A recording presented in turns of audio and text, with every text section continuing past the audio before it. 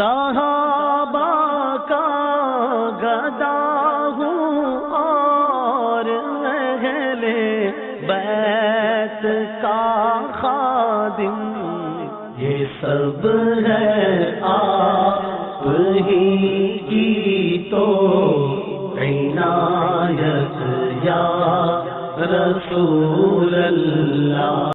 نحمدہ ونصلی علی رسولہ الکریم۔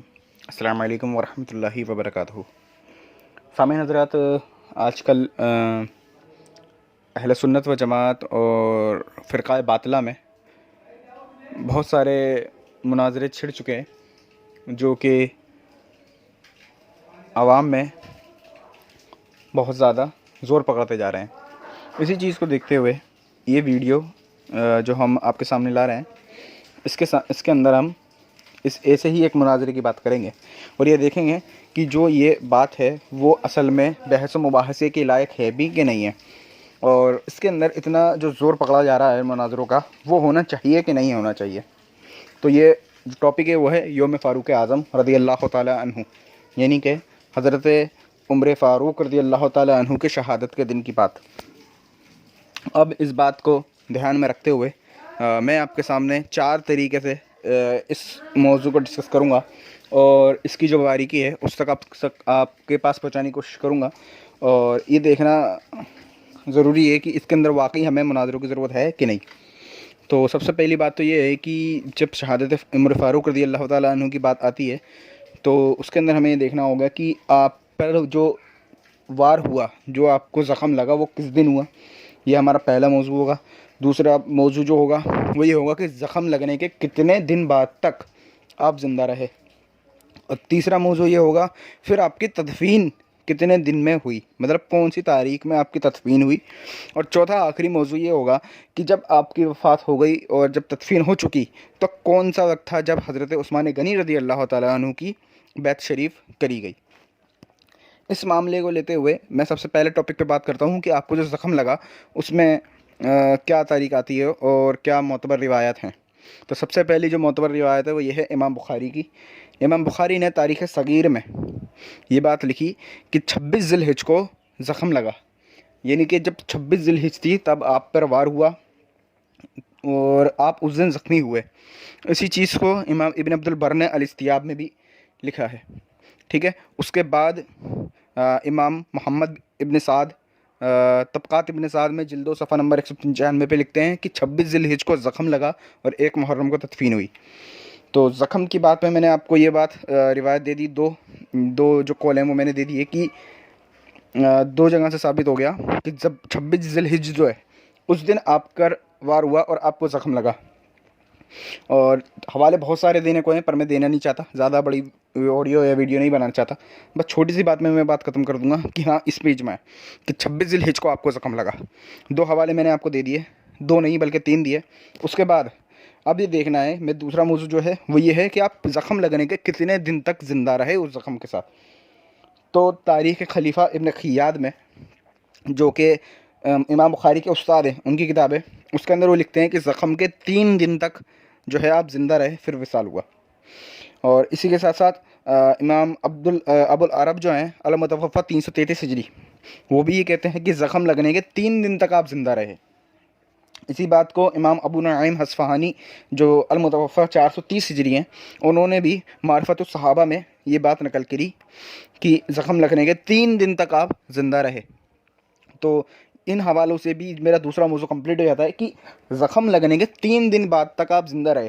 اب 26 ذی الحجہ کو اگر آپ کو زخم لگتا ہے جو کہ ثابت ہو گیا تو اب 3 دن تک آپ زندہ رہے، یعنی کہ 27، 28، 29، ٹھیک ہے۔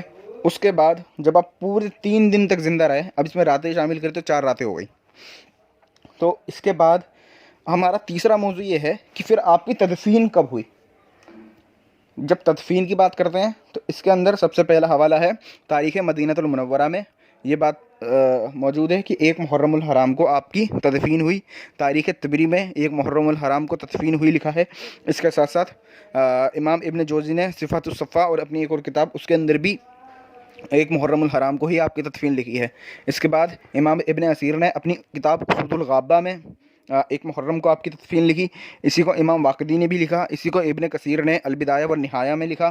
اس کے بعد امام سیوطی نے تاریخ الخلفاء میں بھی یہی لکھا کہ 1 محرم کو آپ کی تدفین ہوئی. تو اس بات سے بھی یہ ثابت ہو گیا کہ 1 محرم آپ کی تدفین ہوئی, 3 دن تک آپ زندہ رہے اور 26 ذی الحجہ کو آپ کو زخم لگا. اس سے ہمیں سارے معاملات سمجھ میں آ رہے ہیں دھیرے دھیرے کہ کیا کون سی تاریخ آپ کی وفات کی رہی.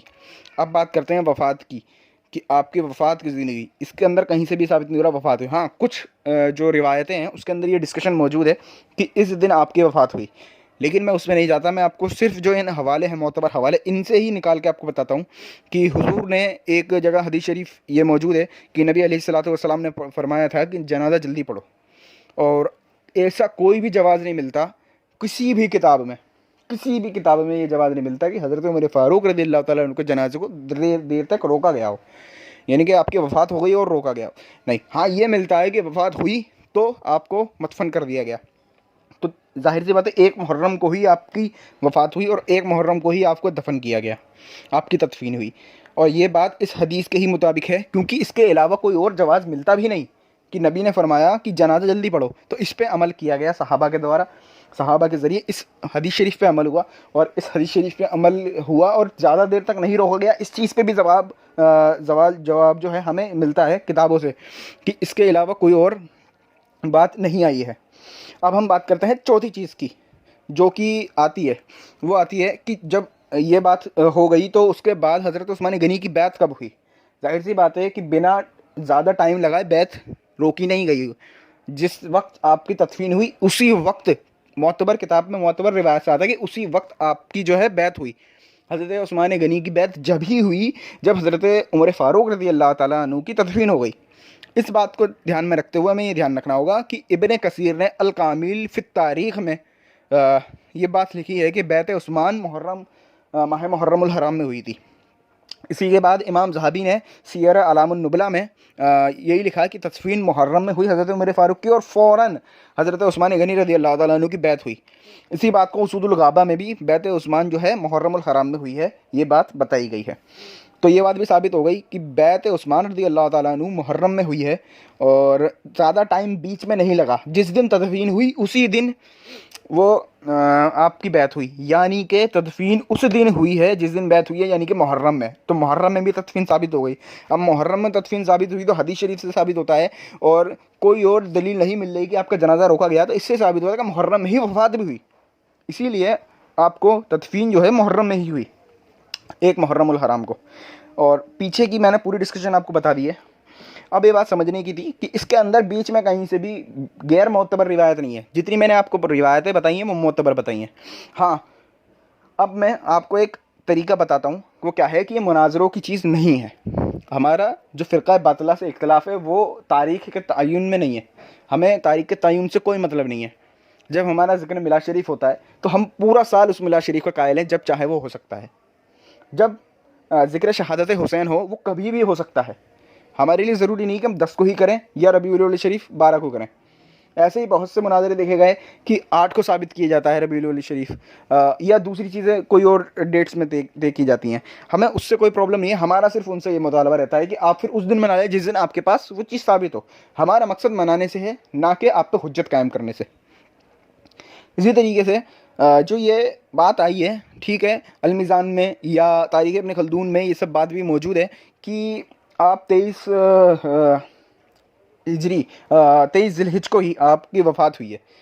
تو یہ والی بات معتبر ہو یا غیر معتبر ہو, یہ 1-2 کتابوں میں آئی ہے, زیادہ میں نہیں آئی. باقی میں نے آپ کو سامنے اجماع اہل سنت جو ہے وہ ڈسکس کر دیا ہے کہ اجماع اہل سنت میں یہ چیز کہاں ہے کہ آپ کی جو وفات ہے, جو آپ کی شہادت ہے, وہ کس دن ہے.